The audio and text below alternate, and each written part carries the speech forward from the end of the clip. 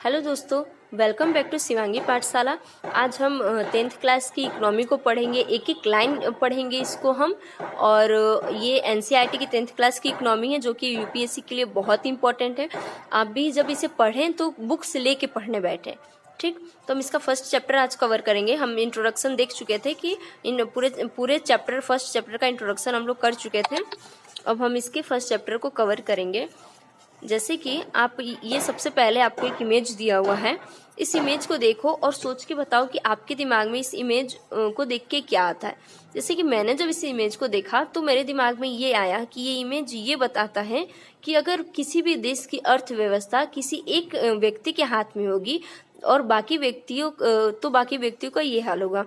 Example, अगर भारत 100 रुपया कमाता है और 70 रुपया अंबानी या अडानी के हाथ में होगा तो 30 रुपये में पूरे भारत को 30 रुपये में बांटना पड़ेगा, जो कि बहुत कम पैसा हुआ।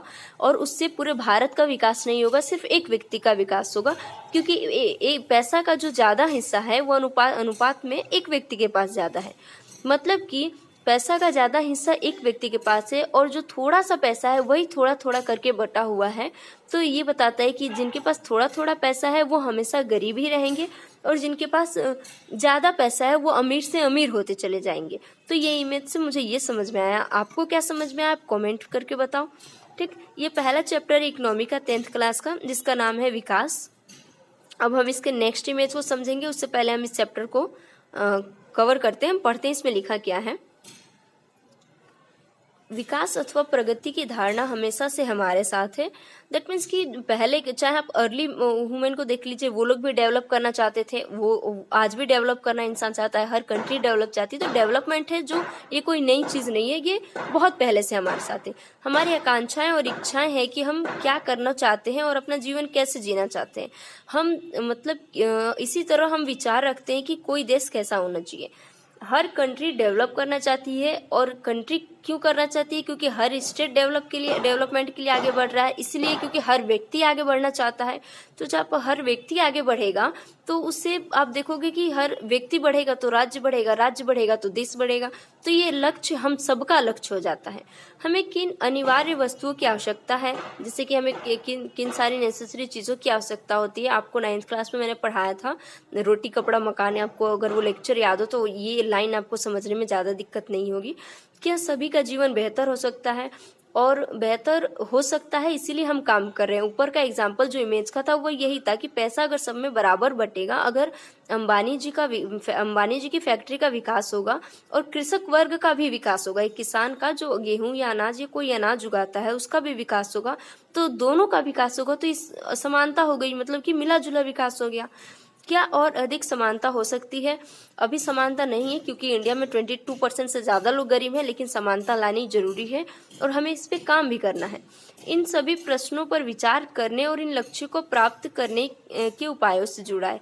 मतलब कि ये चैप्टर का मतलब है कि हम विकास को समझेंगे, ठीक। ये जो क्वेश्चंस हमारे दिमाग में आ रहे हैं, इन सारे क्वेश्चंस को भी समझेंगे और इसका उपाय ढूंढेंगे। यह काम जटिल है और इस अध्याय में हम विकास को समझने की प्रक्रिया शुरू करेंगे। आप कुछ कक्षाओं में इन मुद्दों को और अधिक गहराई से सीखेंगे। इसके अतिरिक्त कुछ बहुत से ऐसे प्रश्नों के उत्तर आपको अर्थशास्त्र में नहीं बल्कि इतिहास और राजनीति पाठ्यक्रम में मिलते हैं।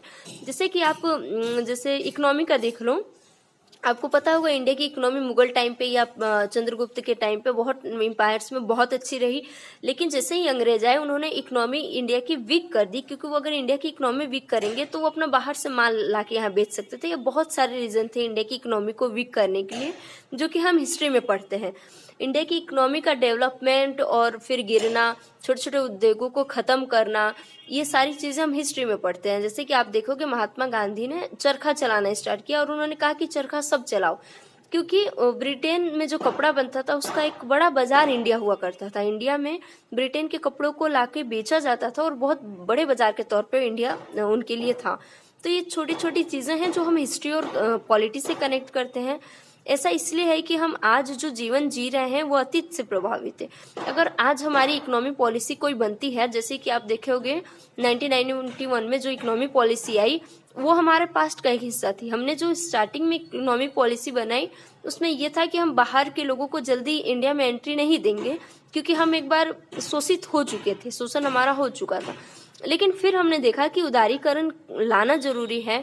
फिर मनमोहन सिंह सरकार जो रिपोर्ट लेके आई या उन्होंने जो इकोनॉमी पॉलिसी लाई वो लाना जरूरी था, क्योंकि फिर हम डेवलप नहीं हो पा रहे थे। तो यही सारी चीजें हैं जो हमारे अतीत से होके आती हैं और हमें आज के लिए प्रभावित करती हैं। हम इसे जाने बिना बदलाव की इच्छा नहीं कर सकते, मतलब कि हमें ये जानना है। 11th क्लास में आप इस टॉपिक को बहुत अच्छे से पढ़ोगे। इसी तरह हम केवल एक लोकतांत्रिक राजनीतिक प्रक्रिया के द्वारा ही इन आशाओं और संभावनाओं को वास्तविक जीवन में प्राप्त कर सकते हैं। दैट मीन्स कि आप एक औपनिवेशिक शासित राज्य में काम नहीं कर सकते। आपको एक लोकतांत्रिक राज्य चाहिए जिसकी राजनीतिक प्रक्रिया हमेशा सही होनी चाहिए, और अगर राजनीतिक प्रक्रिया सही होगी तभी आप नई संभावनाओं को जन्म देंगे, आप नई आशाओं का उदय करेंगे और आप कुछ अच्छा करने का सोचेंगे।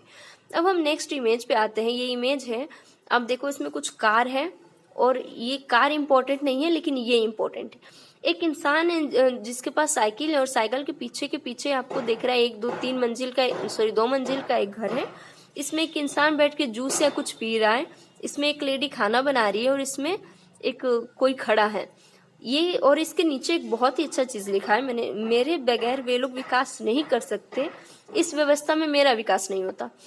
ये कौन है? ये हमारी अर्थव्यवस्था का सबसे छोटा हिस्सा है।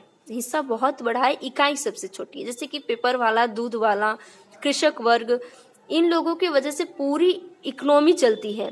यहाँ से लेके यहाँ तक पूरी इकोनॉमी चलती है, लेकिन इन लोगों का विकास नहीं होता। पूरी इकोनॉमी आगे बढ़ती है, जीडीपी आगे बढ़ती है, हम लोग वर्ल्ड के 5वें 6वें बड़ी जीडीपी बड़ी इकोनॉमी बन जाते हैं, लेकिन ये लोगों का विकास नहीं होता क्योंकि हम लोग इनके विकास पे फोकस करते हैं, इनके विकास पे नहीं। तो इस 2 इमेज में आपको बहुत कुछ क्लियर हुआ होगा, बहुत कुछ समझ में आया होगा, और इसके बाद वाले टॉपिक को हम नेक्स्ट लेक्चर में करेंगे। आज के लिए इतना ही। धन्यवाद। जय हिंद। मेरे चैनल को सब्सक्राइब कीजिए, लाइक कीजिए, शेयर कीजिए। Thank you.